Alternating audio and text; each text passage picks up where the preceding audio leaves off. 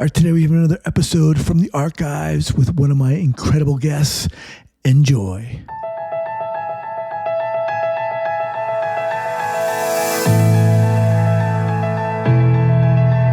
All right, guys, welcome back to the Trauma Therapist Podcast. I am very excited to have as my guest today, Dr. Mark Epstein. Mark, welcome. Hey, thank you. Nice to be here. All right. So Dr. Epstein is a psychiatrist in private practice in New York City and the author of a number of books about the interface of Buddhism and psychotherapy, including Thoughts Without a Thinker, Going to Pieces Without Falling Apart, The Trauma of Everyday Life, and his latest work, Advice Not Given, A Guide to Getting Over Yourself. He received his undergraduate and medical degrees from Harvard University. Mark, again, it's a pleasure to have you on here. As I said, before we started recording, you've been someone who I've wanted to get on here for a long time, specifically because I feel the work you do epitomizes what I hope this podcast is about, bringing together a variety of fields, but in particular, Eastern thought, Buddhism in particular, and trauma. But before we get going here, first, share with the listeners where you're from and where you're calling from. Sure. Well, I'm a psychiatrist. I mostly do psychotherapy in New York City, Lower Manhattan. Right now, I'm in Woodstock, New York, where we sometimes spend time. I've written a bunch of books, as you mentioned. All those books I've written one day a week, because mostly I see patients. So when I'm in Woodstock, that's my writing time. So one day, what is that, like a zillion pages during that one day? Or no, it's like one page or 2 pages over 2 years makes one book. Okay. Like that. Yeah. So I have to say the trauma of everyday life, this whole idea, just something about it just calls to me, makes a lot of sense. I want to kind of get to that, but would you do us a favor and kind of, how did you get to this point? Yeah, sure. I had the kind of unusual circumstances, and I would say lucky circumstances, of being exposed to Buddhist psychology, learning about Buddhist philosophy, learning to meditate, all in my early 20s, before I knew I was going to be a therapist and before I knew really very much about anything else. Somehow I was drawn to the Buddhist thing, and I got as deep into it as someone in their early 20s is able to do. I met a number of American Buddhist teachers, Jack Kornfield and Joseph Goldstein among them, names that would be familiar to people if they're at all interested in the field. I became friends with them. I studied with them. I did retreats with them. I traveled in Asia with them. And then after a sufficient amount of time, I decided I would give in to all the demands of my family and go to medical school, take the pre-med courses that I hadn't taken in college and apply to medical school with the idea of actually becoming a psychiatrist, because that appealed to me as a kind of work that wasn't really work. But that I thought I might be good at because I like talking with people. I'm interested in people. I'm curious about people and so on. So I did all that and trained as a psychiatrist. But my pre-existing interest in Buddhism served as a kind of lens or filter for me. So as I learned about Western psychology and psychoanalytic theory and psychodynamics and trauma and everything, I was always looking at it through the perspective of Buddhist thought. And I started writing, trying to figure out what I understood and what I didn't understand, whether the concepts of ego and egolessness and emptiness and attachment and desire that were common to both fields were the same. Was the ego in Buddhism the same as the ego in psychology or not? I didn't really know. I knew I needed an ego, but was I supposed to get rid of it also? Those kinds of questions were preoccupying me. So I began to write to try to figure out what I understood and what I didn't understand. And that led me into writing all of those books that you mentioned. And at the same time, I'm a therapist, and I see people, from various walks of life, a lot of creative people, I'm married to an artist, so the people who found me at the beginning tended to be in the creative fields. And I've been trying to figure out how to blend what I have understood or hope I've understood from the Buddhist world with what I've understood or hope I've understood from the psychotherapy world. So that's where I am. Okay, thank you for sharing that. One of the things that kind of struck me in the book, specifically The Trauma of Everyday Life, was, trauma is, and obviously I'll let you kind of explore this more. Yeah, no, you can say it. Trauma is ubiquitous. Well, it is ubiquitous, but it's portrayed and looked at in very different ways, and especially on the continuum of what we know of trauma, and coming to terms with that when you read your book, I think can be a cold bucket of ice over someone's head. How did you begin to look at trauma in both of these worlds? Well, that book, The Trauma of Everyday Life, started out for me. I wanted to write actually a psychobiography of the Buddha along the lines of Erik Erikson's famous work about Luther and about Gandhi. I was intrigued in my study of Buddhism. There's it's a well-known fact, but no one ever did anything with it, that the Buddha's mother dies when he's a week old. So he's raised by his father and his aunt, his mother's sister. And that always intrigued me as a therapist. Here's this figure who probably was a real person who lived 2,600 years ago, became the Buddha. His mother dies when he's a week old. Why is that in the story? Mm-hmm. In the traditional accounts, what's said is that because the Buddha, when he was 29 years old, was going to renounce his background and leave home, that would be too much for his mother to bear. So to spare her broken heart, they take her out when the Buddha's just a baby, so that she can watch over him from the heaven realms, But that seemed plausible, but not enough of an explanation for my psychotherapy mind.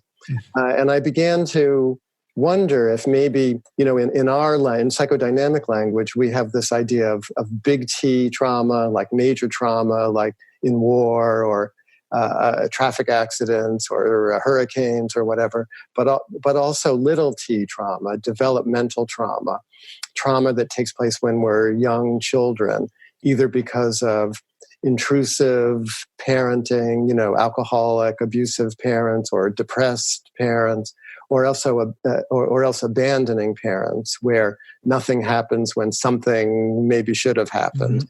So I thought, maybe this the Buddha's mother dying when he's a week old could be like a stand-in for what we call developmental trauma.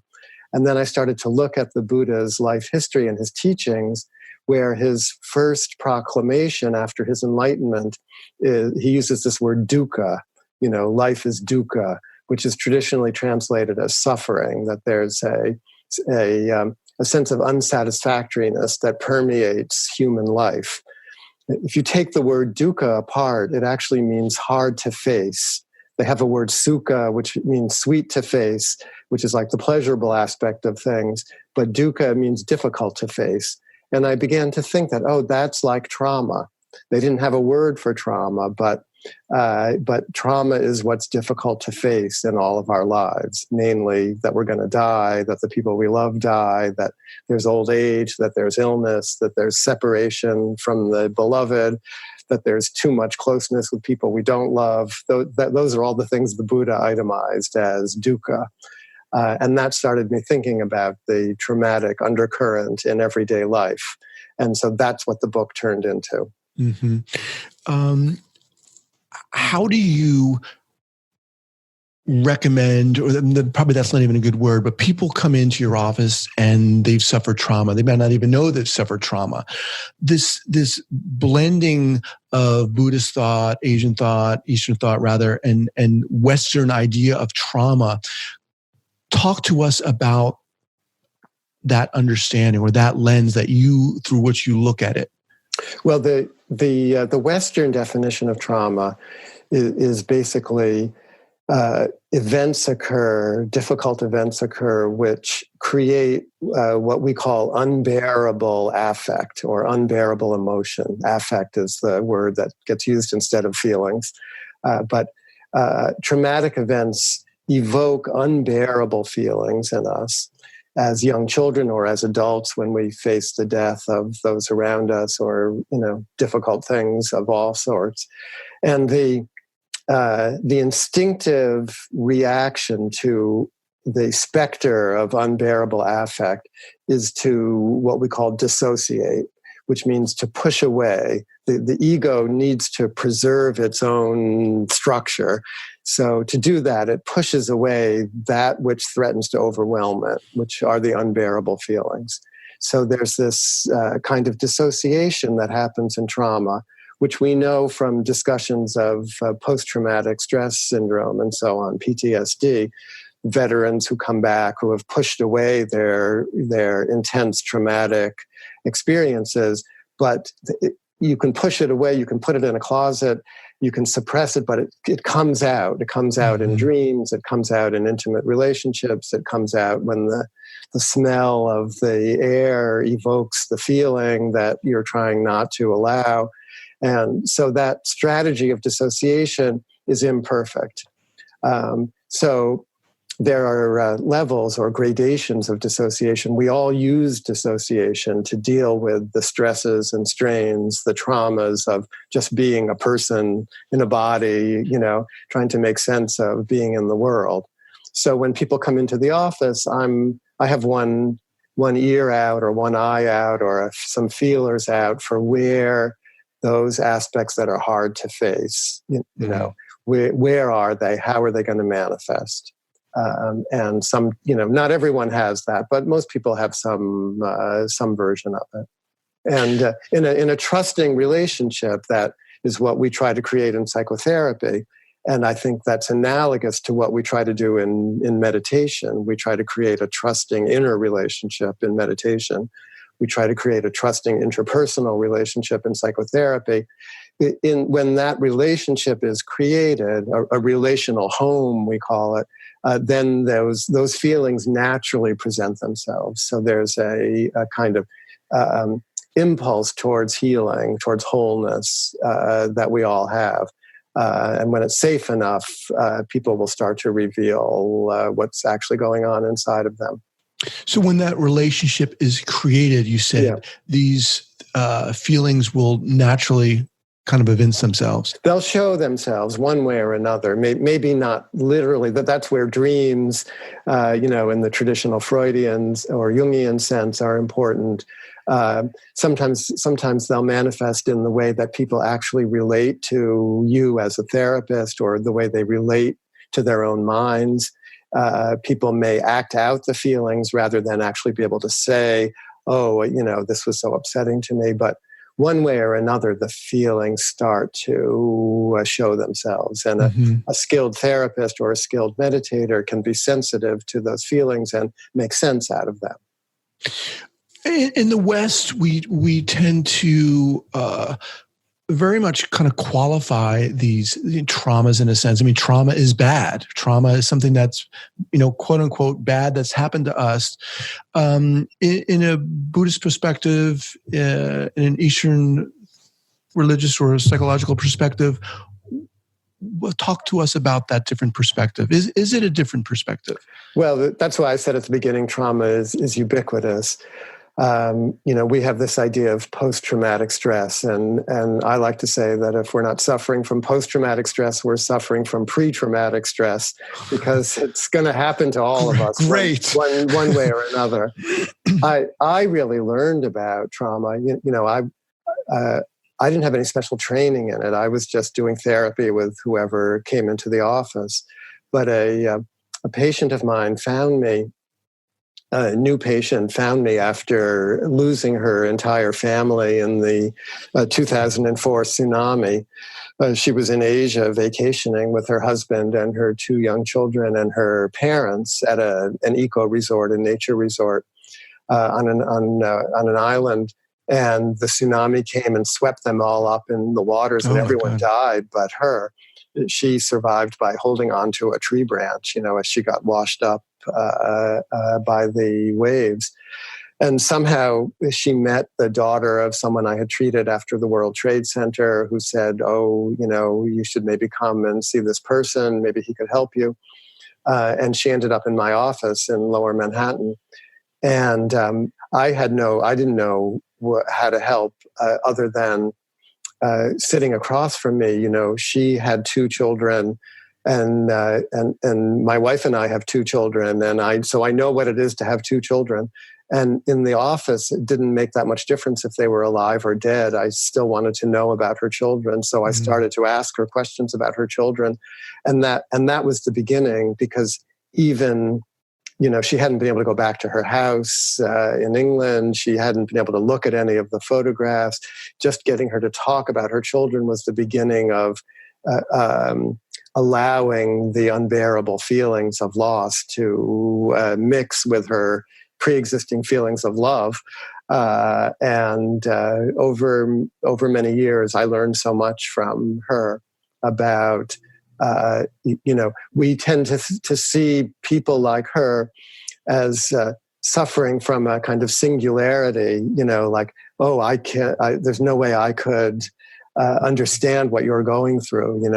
That's what people would always say, but it's not hard to understand. Even that kind of trauma, we all are going to face the death of the people we're closest to. Either we die or they die, Mm-hmm. So it's actually a extremely common experience. She just had it all compressed into one moment.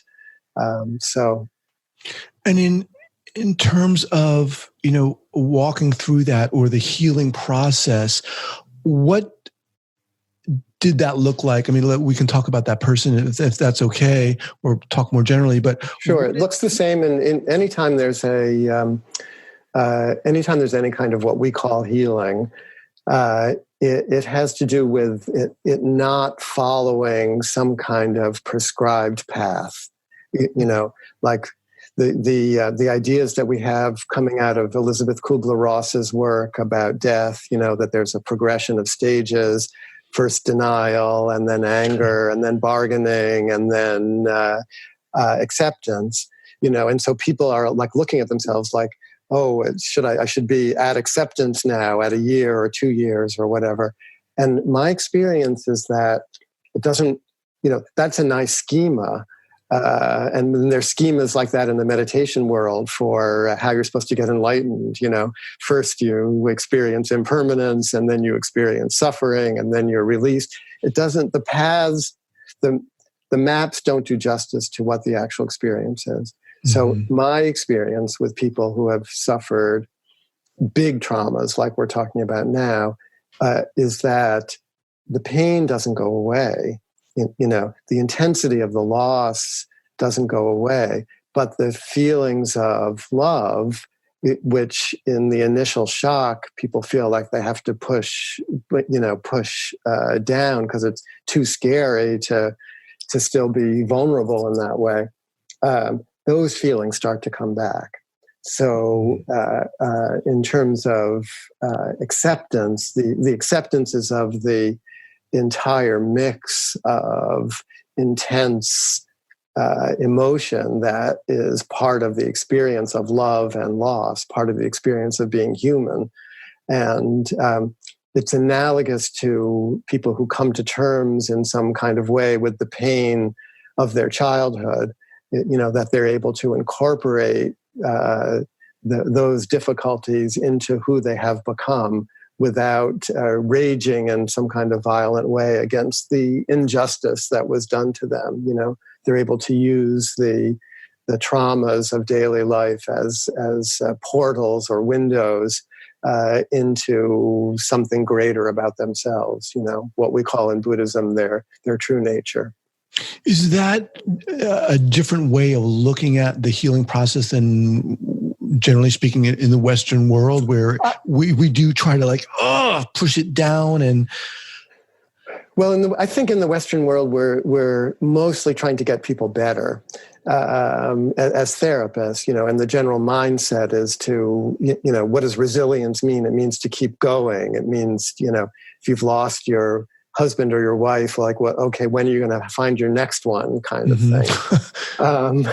But I think if you read the really good therapists who are doing work around this, some of them trained in Eastern thought and many of them not, they're coming from the same place. They understand this idea of there's no simple cure for everybody. You have to help people find their own way, that the relational home that's established one way or another is critical for that kind of healing, that the ability to make sense out of complicated, conflicting, mixed feelings is important for a sense of maturity and being able to go on, in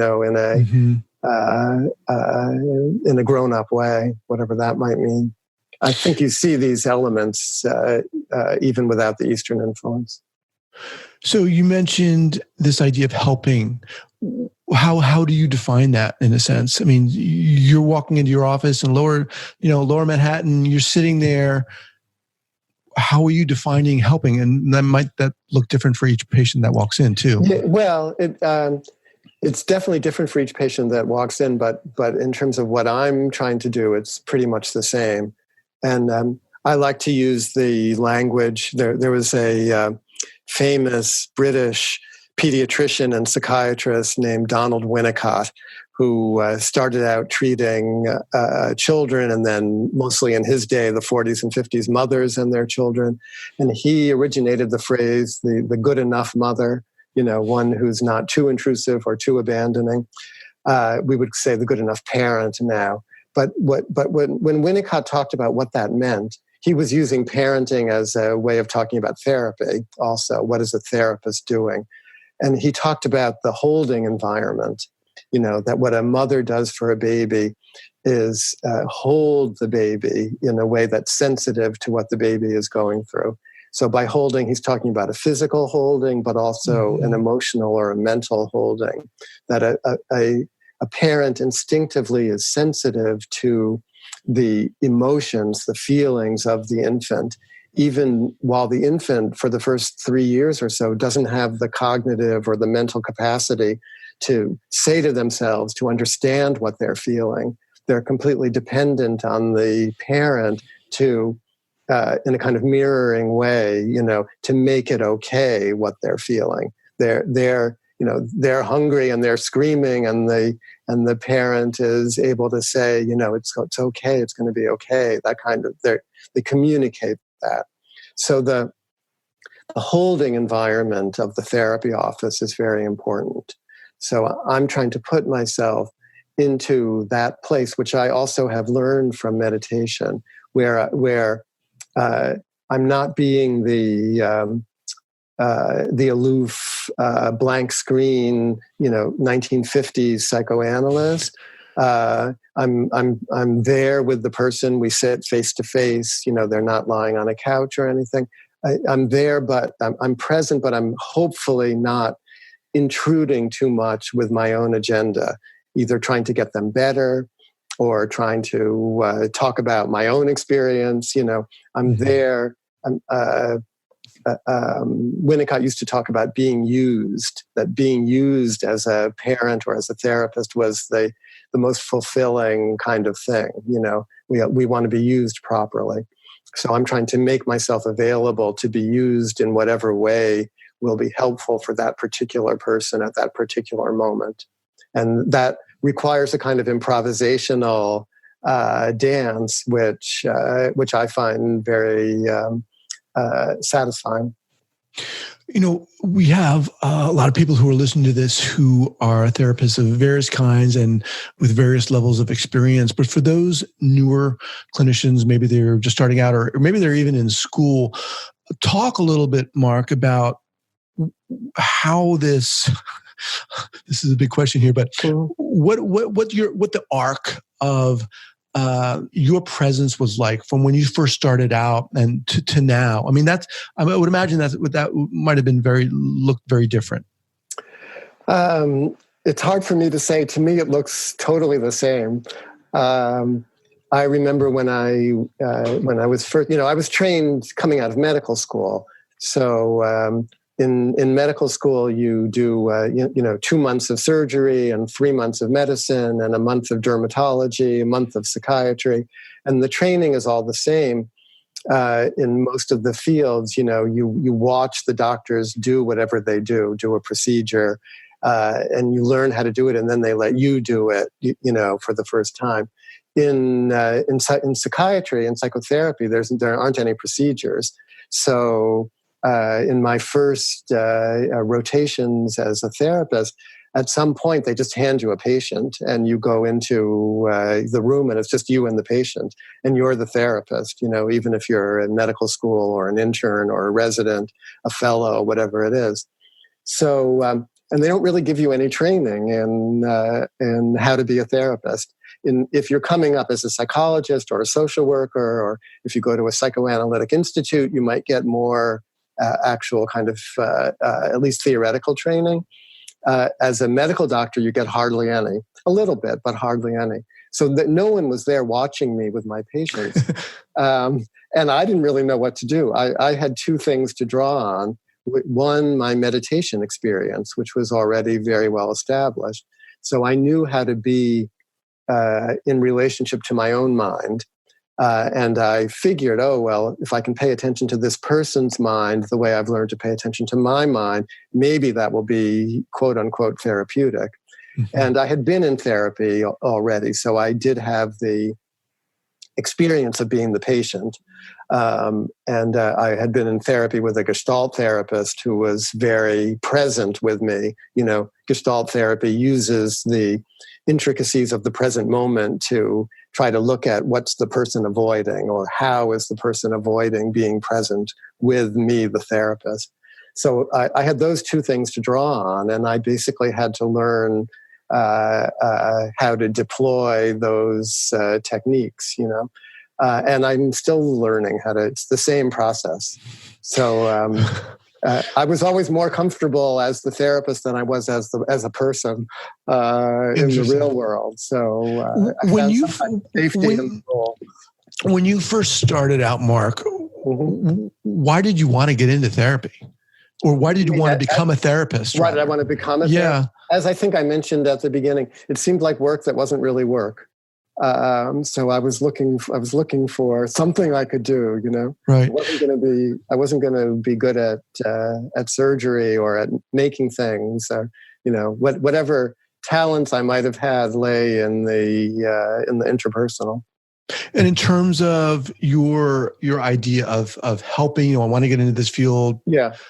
What was that? I mean, I guess I'm curious about how that might be different from now, because a lot of times people get into the field because they want to help, they want to fix, right? They want to. I think it was a little different for me. I grew up in an academic family, and my father was a professor of medicine. He was first at Yale, and then he was at Harvard. His whole life, he loved being a doctor, a researcher. I had a lot of pressure, subtle but real pressure from him to follow in his footsteps. He was a kidney doctor. He would always draw like pictures of the kidney for me, and my mom. I would dissociate. That was trauma for me. I could never understand the kidney, But so when I found Buddhism and meditation, it was like, oh, this is mine, and something in me really relaxed. And that let me then, instead of resenting my father's input, it softened me around that. And I realized, oh, this is sort of what I have been bred to do, I knew I wasn't intimidated by professors of medicine at Harvard Medical School. I knew, and somehow I was good at the math and the chemistry and whatnot. And I knew I could get in. I knew how to play that game. I think becoming a psychiatrist was as far away as I could get, while still being within the field. And that worked for me. That was, I don't know without that pressure and help from my father, I probably would have gone, in some other, maybe I would have been an academic Buddhist professor or something. When I first got to medical school, I thought, this is horrible. You just have to memorize all this endless material and regurgitate it. And I started having trouble sleeping, and I tried to drop out. I went to the Simmons School of Social Work and talked to the admissions people there and said, I just want to be a therapist. I'm interested in Buddhism. I want to try to bring Buddhism into the world of therapy. I don't need this. I don't want to go this whole medical route. And they looked at me like I was crazy, like you're going to drop out of Harvard Medical School to come to our social work school. And my father had me go around and talk to a couple of well-known psychiatrists who were very kind to me and reinforced this idea that turned out to be true, that I would have a lot more autonomy to do the kind of work I already knew I kind of wanted to do, bringing the Buddhist, translating Buddhism into psychological language, that I'd have a lot more autonomy if I completed the path, and put my time in. So I listened to them, and they were right.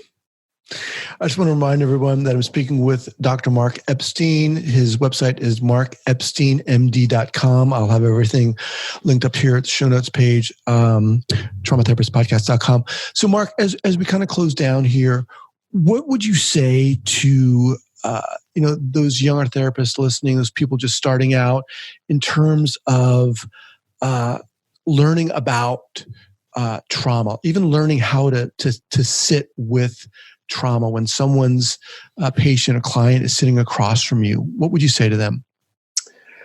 I could talk about it in a couple of different ways. If you're drawn at all to the world of Buddhist thought, if you're interested in meditation and mindfulness, etc., then, or even in the practice of yoga, physical yoga, then learn about that for yourself.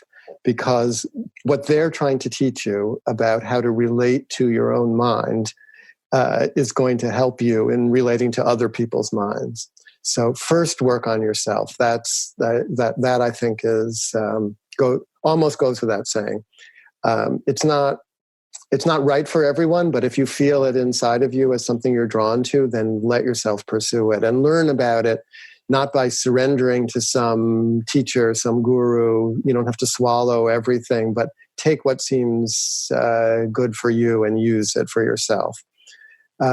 Secondly, I think there's very evolved conversation happening now in the psychotherapy world about trauma and about what does it mean to be a therapist. And I would say, don't neglect the psychoanalytic world. I'm not a psychoanalyst, but I've learned so much from the world of psychoanalysis. And there's a real tendency now that mindfulness has come in, and dialectical behavioral therapy and cognitive therapy, are really on the upswing. And people got disillusioned with psychoanalysis, and it's often not even taught anymore.